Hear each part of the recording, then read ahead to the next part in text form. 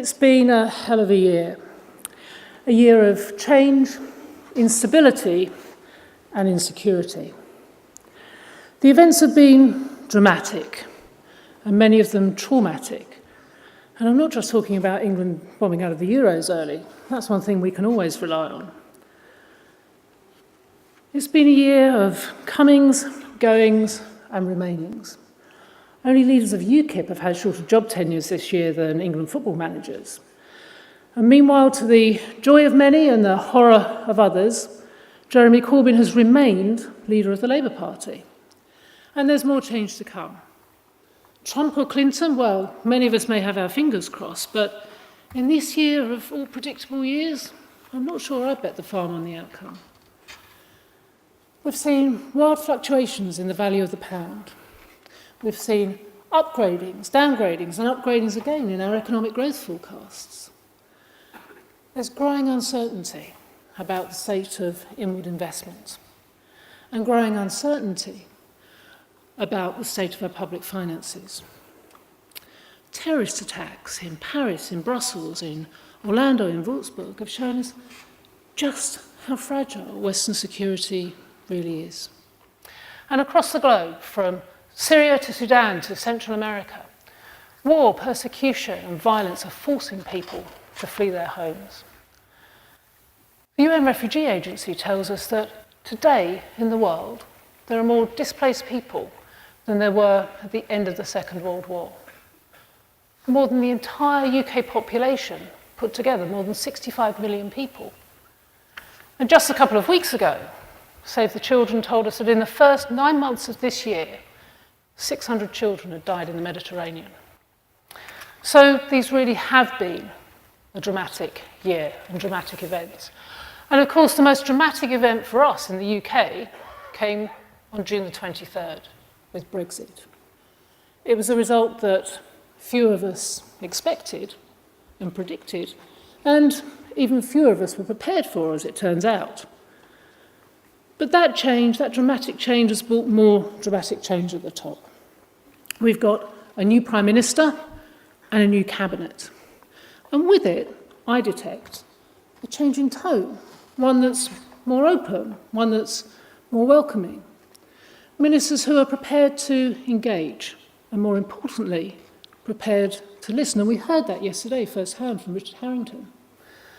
Now, of course, we'll judge this government's performance, as we do with all governments, on their actions, not just their words. But I certainly welcome that change in tone, and long may it continue.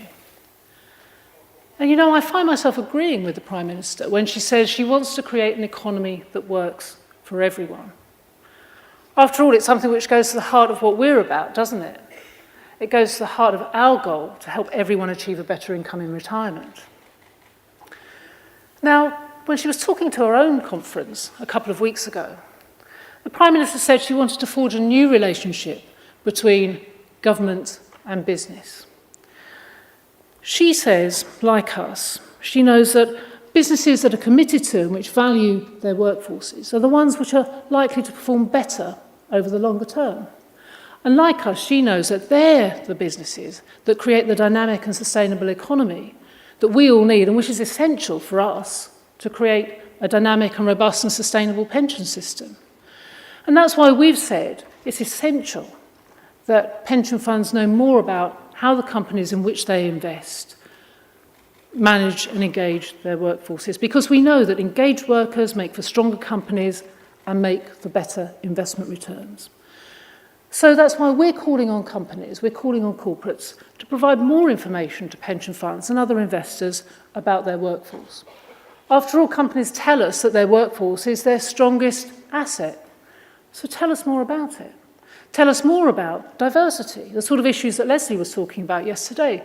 Tell us more about pay ratios and tell us more about issues like learning and development.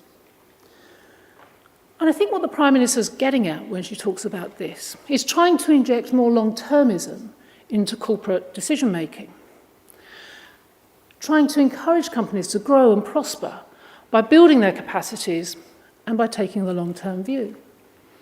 And we need to see some of that same logic applied to pensions policy decision-making. We need the government to work with us to help deliver better pensions for everyone. And in order to do that, we need government to provide us with leadership, with stability, and with a long-term view. So we need to see an end to short-term, knee-jerk pension policy decision-making that's sort of got an eye to a quick headline, which is only really focused on the next general election and certainly isn't focused on the next generation. And you know the stuff I mean. Freedom and choice is popular, but confusing.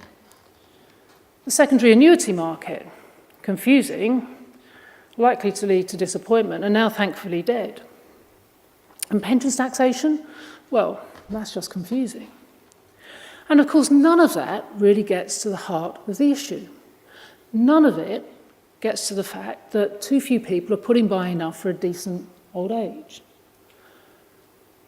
And of course, meanwhile, the problems continue to stack up. We know that millennials are struggling. They want to save, and they want to save for the long term, but they just don't feel they've got the spare cash to put by. We know that DB is creaking, 800 billion in deficits and rising.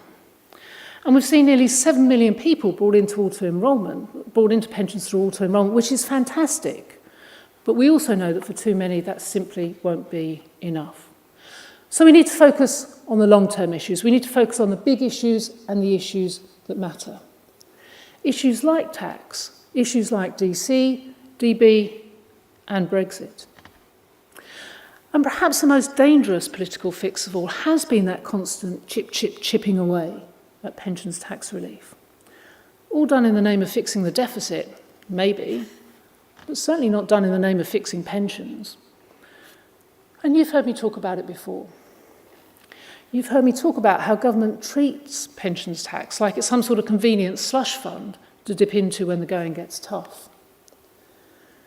Now, we might think that the Chancellor has taken his BDI off pensions tax relief. Now the government has abandoned its objective of eliminating the deficit by 2020. So we might think, maybe we could breathe a sigh of relief. But I caution us not to get ahead of ourselves, because it's too easy for governments to come back for more. And that, in my view, would be a mistake. And it would certainly be a mistake before all of us in the industry, government regulators, have come together to agree a long-term policy for pensions and lifetime savings in this country. So instead, let's focus on making DC a success. We know that there are many, many excellent DC schemes in this country. You're here in the room, and many of you have got our pension quality mark to prove it. But we also know that there are far too many master trusts. And we know that many of those trusts are simply unsustainable, and that members' benefits may be put at risk if, or perhaps when, one of those schemes falls over. And we simply cannot stand by and let that happen. And so that's why the new pensions bill the Minister talked about yesterday, and which has been published today, needs to deliver the sort of member protections that, frankly, we've been talking about for years. Higher barriers to entry, so it's more difficult to become a master trust and set yourself up as a master trust in the first place. Fit and proper person tests for those at the top of the shop, those who are running the schemes. And more powers for the pensions regulator. Now, I'm confident that the government have listened to us, and will work with them and through our new Master Trust Committee to make sure that DB and Master Trusts can be a strong and successful part of the long-term future for pensions and long-term savings in this country, and play an even bigger role, an even more important role than they already are. Now, we heard this morning how DB is becoming almost impossibly expensive to deliver.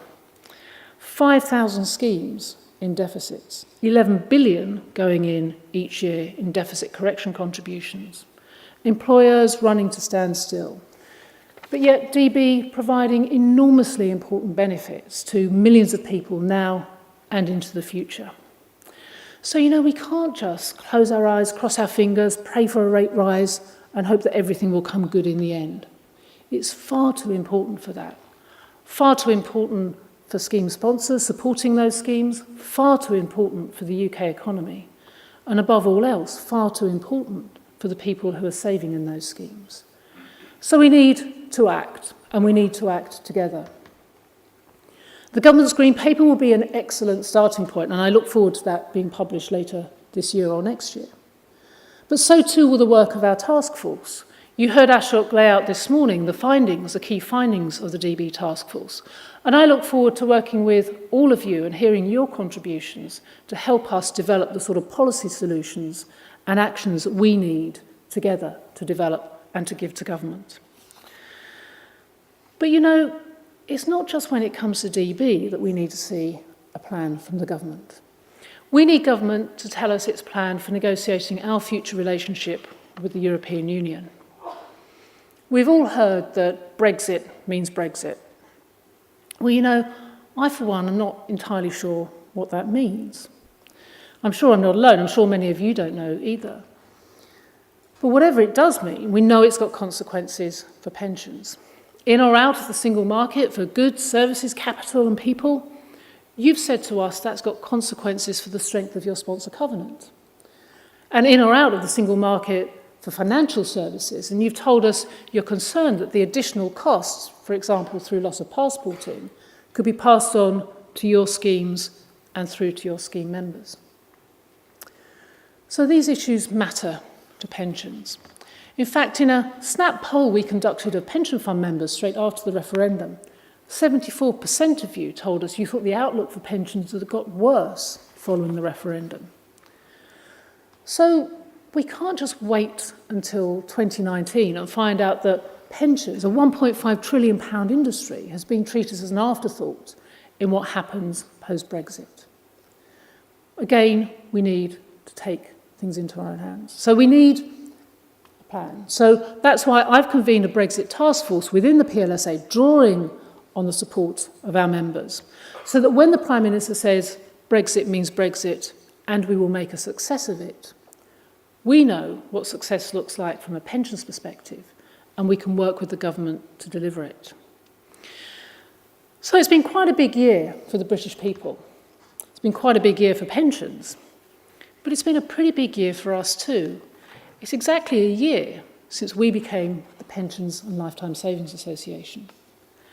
And when I announced our new name and our new direction a year ago, I said we were an organisation that looked forward, not look back. I said we were an organisation with big aims, big ideas and big ambitions for pensions and lifetime savings in this country and for its savers. And we are, and we've needed to be. Remember when I said last year that the lines were blurring between pensions, between work and retirement, between pensions and other forms of savings, and between scheme and saver responsibility? Well, I think the events we've seen over the last 12 months and that drift in government policy away from pensions towards lifetime savings has meant that we were right to change our name and right to expand our views beyond just pensions. We're in the first full year of freedom and choice, when saving for a pension doesn't actually have to deliver a pension. We've heard many, many people say that actually property is a better bet when it comes to saving for old age than a pension. And George Osborne may not have got his way in introducing the pensions ISA, but he did manage to introduce us to the lifetime ISA before departing. And given all of that, several of you have said to me, well, did we have the inside track on government policy when we changed our name? Did we know what the Chancellor was going to say to us in March in the budget? Well, the honest answer, of course, is no, we didn't.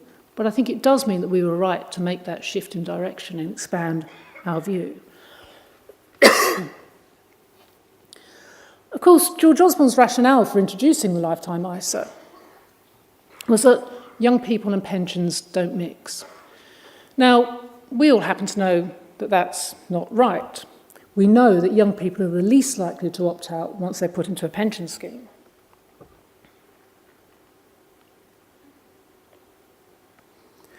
Well, George Osborne may be gone, but the lifetime ISA, the LISA, is here to stay. So we need to make sure that it's fit for purpose. We need to make sure that it offers good value for money. We need to make sure that there are good investment options for that sort of two-in-one product that the LISA is. And we need to make sure there's good governance and clear communication supporting the products. And what about freedom and choice? Well, savers love it. They're just not too sure what to do with it. And that's why we've responded with the retirement quality mark. It's the mark that gives savers, but also trustees, signposts to good quality products. Products that have got good value for money. Products that are supported by good governance and which have clear communications to help people navigate some of those very complex decisions. We saw the first 3 awards given out yesterday. We've got many more in the wings waiting to be given out, and I look forward and I'm excited about the prospect of giving out more RQM awards in the coming months. But helping savers make good choices when it comes to using their savings is an essential part of helping to deliver a pensions and lifetime savings system that works for everyone. And it's critical to part of our ambition that I announced last year, which is to support savers. But of course, if we want to do that, we need to know what it is that savers want to do with their savings. Now, I've heard many people say to me, well, the thing is, Joanne, my house is my pension. My property is going to be my pension. And I'm sure you've heard that many times too. Even the chief economist of the Bank of England has said that when it comes to saving for old age, property beats pensions. And as we know, he is an expert on pensions. But is an Englishman's or woman's home really their castle and their pension? Well, it seems not, at least for today's retired population. Our recent research into how property fits into people's retirement planning showed that for today's pensioners, only 1 in 5 are using their property to support their retirement income. So why so low? Well, it's partly because actually buy-to-let, second home ownership is a lot less prevalent than a quick scan of the Sunday supplements might indicate. But it's more than that. It's because our relationship with the home in which we live is much more than just financial. People tell us that they want to be able to pass their home and their property onto their kids. People tell us they don't particularly want to rent out their spare room to a complete stranger, and frankly, who can blame them? And people also say to us they don't want to have to up sticks from the area they know, where their friends are, where their family are, and go somewhere else in order to get some spare cash from their house when they retire. So amongst today's retirees, only 11% had actually downsized, only 2% had rented out their spare room, and only 3% had used an equity release product. Now, of course, that may change for our generation, it may change for boomers like me, but certainly for today's pensioners, pensions is very much still a key part of their retirement income and their retirement income planning. But whether it's Brexit, QE, property, ISAs, LISAs, DB, DC, all these things are linked. Any solution, any fix to one part of the system has knock-on consequences to another. So we need to recognise that pensions and lifetime savings need to sit together. They need to be complementary and not sit in opposition to each other. After all, it's why we're not the Pensions or Lifetime Savings Association, but that we're the Pensions and Lifetime Savings Association. So we need to develop a joined-up view of pensions and lifetime savings. We need to start making the system work for everyone. So that means we need to fix DB to have a sustainable DB system going forward. It means we need to make sure that DC can be fit for purpose for the future of DC, because that will be where people save in the future. And we need to make sure that there's a tax system that supports savings and supports saving for the long term. And the PLSA has got a critical role to play in all of that. We are ideally placed to pull all of this together. And if the government's serious about its inclusive prosperity agenda, then again, we are part of that solution. All of us, the work that you do is crucial to that. So our role at the PLSA will be a PLSA to look forward, that works with government to deliver solutions to shared problems. and to be the organisation that's recognised for being the leading organisation that helps everyone achieve a better income in retirement. And I look forward to working with all of you to deliver that. Thank you very much.